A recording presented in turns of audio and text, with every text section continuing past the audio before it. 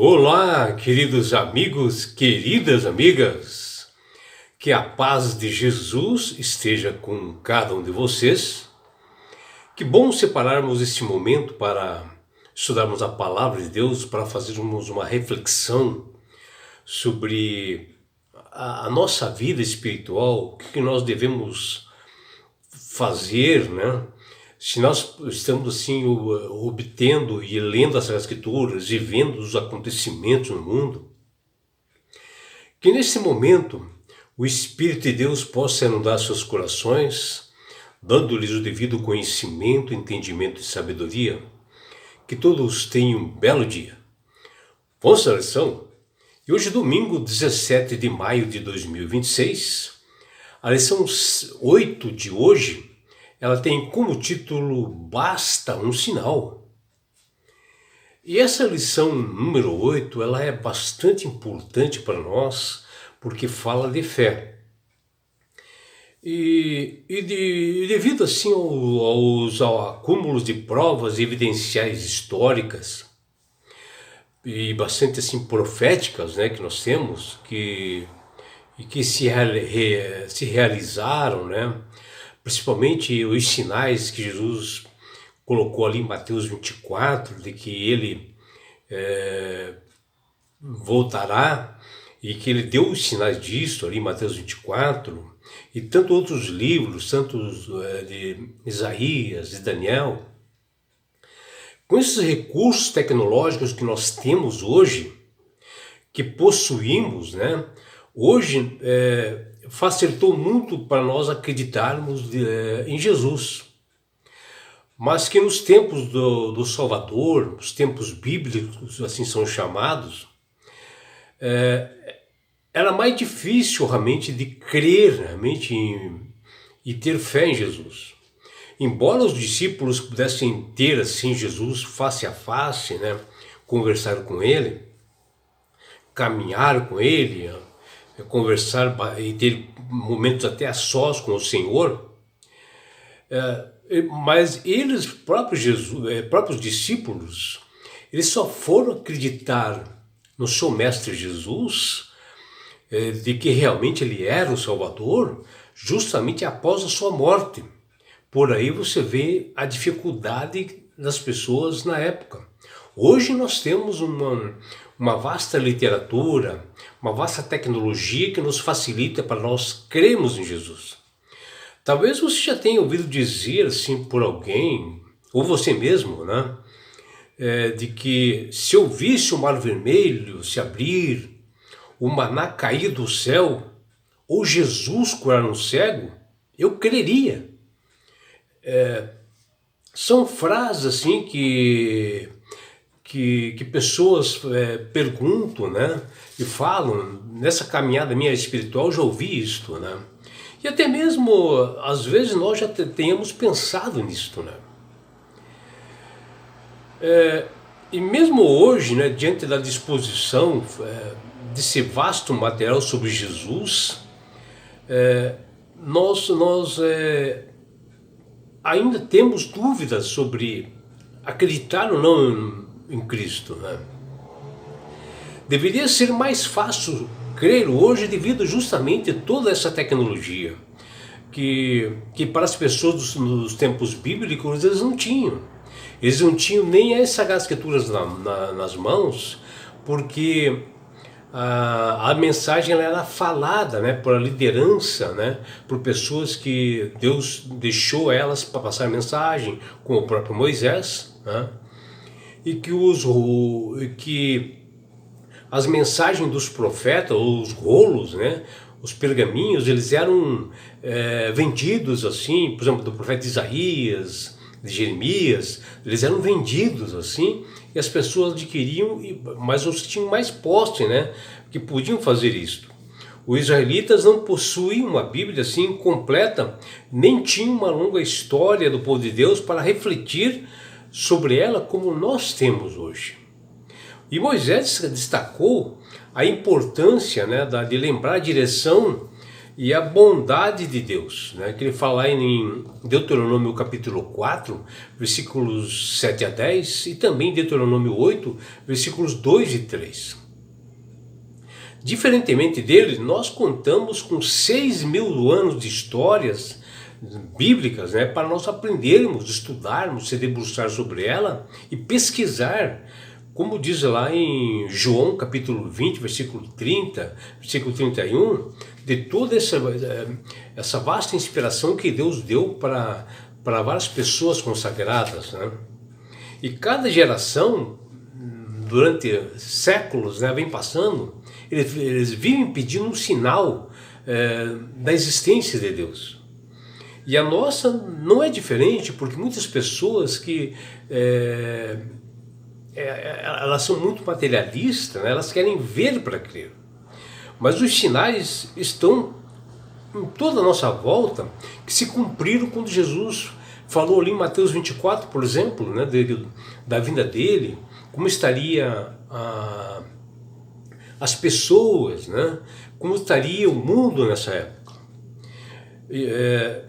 E aqui em Mateus 24 nós vemos coisas assim que já se cumpriram também, né? E continuam se cumprindo. Aí a importância das Sagradas Escrituras estarem ao nosso alcance. Assim, a perspectiva histórica que temos hoje, o cumprimento profético, que foi cumprido assim pela Bíblia, e que nós possuímos assim bastante vantagem sobre isto, né? Sobre isto. Isso chama-se a fé moderna, né? Que nós possuímos realmente através dos livros das Escrituras, se debruçar sobre ela, estudar, né? E aprender, né? Por exemplo, né? A minha vida, eu me converti através de simplesmente de um panfleto, né? De um folheto que me forneceram, e eu fui atrás estudar, saber sobre isso, e acabei realmente conhecendo a verdade e me tornei evangélico. E na lição de hoje, mesmo lá na época de Jesus, alguns pediam assim alguns sinais para Jesus, e que se ele, Jesus, era de fato o Filho de Deus. Embora Jesus deu muitos sinais assim, através de curas, através do tempo também, muitas coisas quando ocorreram, com Jesus mostrando que ele era o Filho de Deus, muitos não acreditavam, né? Eles queriam sinal. Mas como Jesus respondeu a essas pessoas sobre esses sinais, nós vemos ali em Marcos capítulo 8, versículos 11 e 12, porque aqui enfatiza a incredulidade obstinada, né, de fariseus, escribas e líderes religiosos que queriam que Jesus demonstrasse um sinal, e pergunta se Jesus poderia mostrar um sinal. Eles queriam sinais do céu, né? Uma evidência celestial, assim, algo grandioso, para que eles pudessem crer, ou seja, escurecer o sol, né? Ou parar realmente algumas coisas no tempo, né? Eles queriam algo assim, ou cair fogo do céu, algo mais ou menos assim. Eles queriam sinais que Jesus desse para eles. Ou seja, para eles Jesus provar de que ele realmente era o Filho de Deus. E Jesus respondeu tirando assim um fôlego assim do íntimo, né? Porque ele ficou assim, ficou pasmo, né? Pela incredulidade deles, que eles tinham todo acompanhar a vida de Jesus ali, tantas coisas que ele havia feito, e eles vieram com essa pergunta. Jesus até tomou um fôlego assim naquele momento para responder, e com um gemido ele disse que naquela geração não seria dado sinal algum para eles. Ou seja, rejeitando totalmente a exigência, né, daqueles líderes judeus. E em vez de dar espetáculo ou fazer alguma coisa estrondosa, sobrenaturais, né? Jesus convidou a todos a praticar a fé fundamentada nas Escrituras, na palavra de Deus, o que ele havia feito e o que ele fará e como será a sua volta, e tudo isso realmente para que eles aprendessem sobre isso e que nós venhamos também aprender sobre isso, que muitas pessoas hoje não se interessam por essas Escrituras. Acreditar em Jesus nos dias de hoje é mais fácil devido a muitos aspectos assim do que lá nos tempos bíblicos, né? Nos tempos de Jesus ou bem antes, principalmente pela facilidade de acesso a todas as informações que nós temos, seja ela de comunicação, de literaturas, né? Redes sociais. Nós temos testemunhos históricos de coisas que aconteceram na Bíblia, né? Que nós temos realmente um Salvador, que é Jesus, que ele veio a esse mundo, que ele pisou aqui. E também a superação das barreiras da incompreensão que os contemporâneos de Jesus tinham sobre a sua missão, né? Tudo isso tem bem claro nas Escrituras. Embora as pessoas, os discípulos de Jesus, viviam pessoalmente com ele, né? Observavam as curas, os milagres que ele fazia, a fé contemporânea ela se baseava em evidências que foram consolidadas ao longo de 2000 anos, até chegar a nós, onde hoje se torna mais fácil de aceitar Jesus como Salvador. Eu mesmo aceitei Jesus como Salvador e Senhor da minha vida após eu receber de um adventista 2 folhetos, né? Um sobre o 4º mandamento, que é o sábado, e outro sobre justamente a volta de Jesus, que quando eu recebi, eu fiquei assim surpreso e não conversei sobre essa pessoa, sobre isto, né? E após conferir e receber dessa pessoa esses folhetos, eu fui diretamente à fonte que é as Escrituras para ver essas verdades, né? Me debrucei sobre uma Bíblia que ela era uma Bíblia católica, que eu tinha. Sobre ela mesmo, eu vi a verdade. Sobre o 4º mandamento, que está lá em Êxodo 20, onde Jesus também disse: se me amares, guardarei os meus mandamentos, né? Sobre a vinda dele, Jesus, os sinais da perseguição que está telado sobre esse 4º mandamento. Estudei também sobre a volta de Jesus e assim eu me instruí. Eu fui ver na Bíblia, eu próprio, para ver a veracidade disso. E a partir dali o Espírito Santo trabalhou na minha mente, no meu coração, e eu me tornei um evangélico, né? E praticante e missionário. E vejam, nos tempos bíblicos, mesmo Jesus fazendo milagres, curas, né? Que todos sabiam, onde aqueles que haviam recebido as bênçãos, eles se apresentavam nas sinagogas e mostravam o que Jesus havia feito, né? Era cegos, eram pessoas com problemas de locomoção, eram curadas, elas se apresentavam no templo e diante de fariseus e escribas e mencionava no templo o que Jesus havia feito, né? E muitos judeus e fariseus e escribas pediam a Jesus que fizesse um sinal que de fato ele era o Filho de Deus. Mesmo assim, essas pessoas se apresentando lá com as curas, eles pediam um sinal. Quando uma grande multidão se reunia assim para ouvir o Salvador, às vezes era próximo assim da praia, né? Na beira da praia, enchia aquela multidão, ou mesmo assim nos templos que eles se enchiam assim de gente até para fora. Esses fariseus, eles se infiltravam pelo meio, eram grupos assim domesticados por suas próprias tradições e costumes. Eles ficavam assim inflexíveis, duros de coração, quanto àqueles que acreditavam como religião ao que eles praticavam e queriam ouvir as palavras do Salvador. Esses judeus infiltrados tentavam constantemente indagar a Jesus, interpelar a Jesus.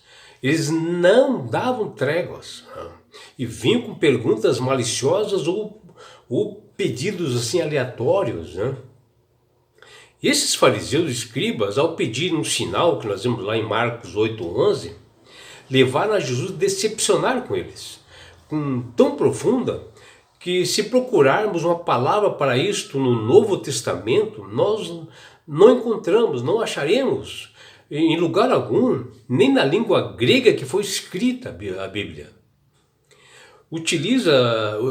Que foi utilizada essa palavra ali, né?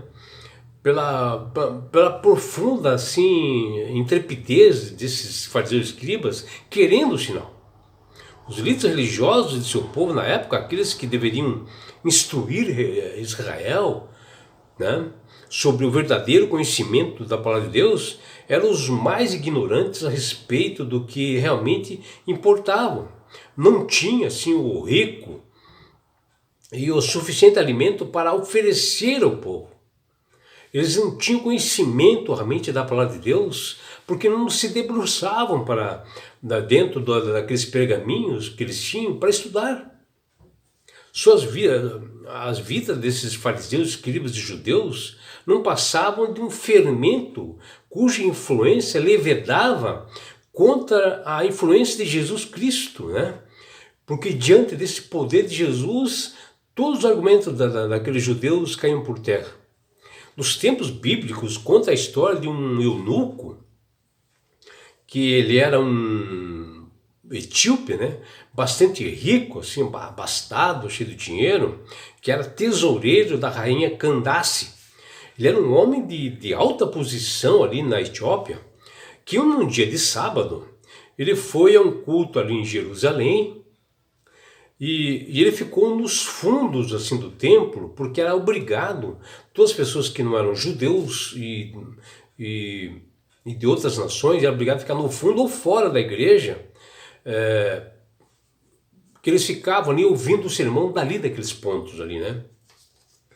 E na saída, esse eunuco, né, ele comprou um rolo assim de pergaminho das escrituras que vendiam assim umas lojinhas ali no templo.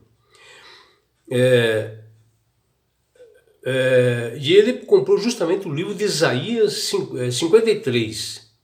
E ele vinha lendo no caminho, né? Interessado na palavra de Deus, né? Ele vinha lendo. Mas só que ele não entendia nada se alguém não explicasse para ele.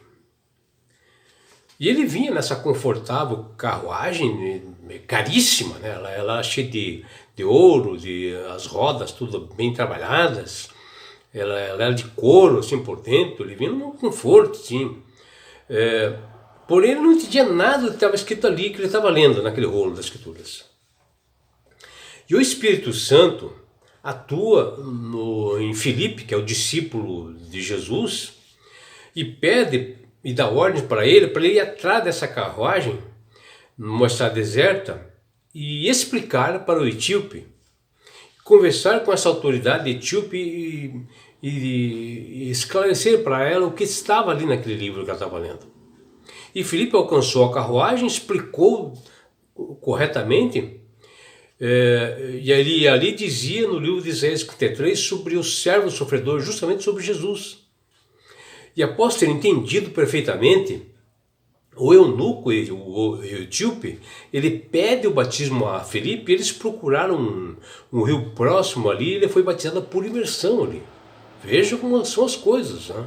O Espírito Santo trabalhou no coração dele e ele adentrou as águas batismais. E esse etíope, convertido, cheio do Espírito Santo, alegre porque tem entendido e consciente de que Jesus é o Salvador e Senhor, ele pregou o Evangelho na Etiópia para todas as pessoas. Foi o maior pregador que apareceu lá. E todas as pessoas foram batizadas. Vejam o que é uma pessoa interessada e não quer saber de sinais algum, mas vai na palavra de Deus. Que você, meu amigo, minha amiga, também seja essa pessoa interessada na palavra de Deus. Que você possa, assim, receber sinais, mas do Espírito Santo falando com você. Não você pedindo sinais materiais ou coisa parecida. Que ele possa dar sabedoria e entendimento para você, que você consiga entender a mensagem da salvação, que ela só salva através de Jesus e não existe outro meio. Isso está lá em João 14,6. Que você realmente se interesse pelo Evangelho. Que você tenha um belo dia ao lado do Criador do Universo. É o que deseja seu amigo João Carlos Amorim.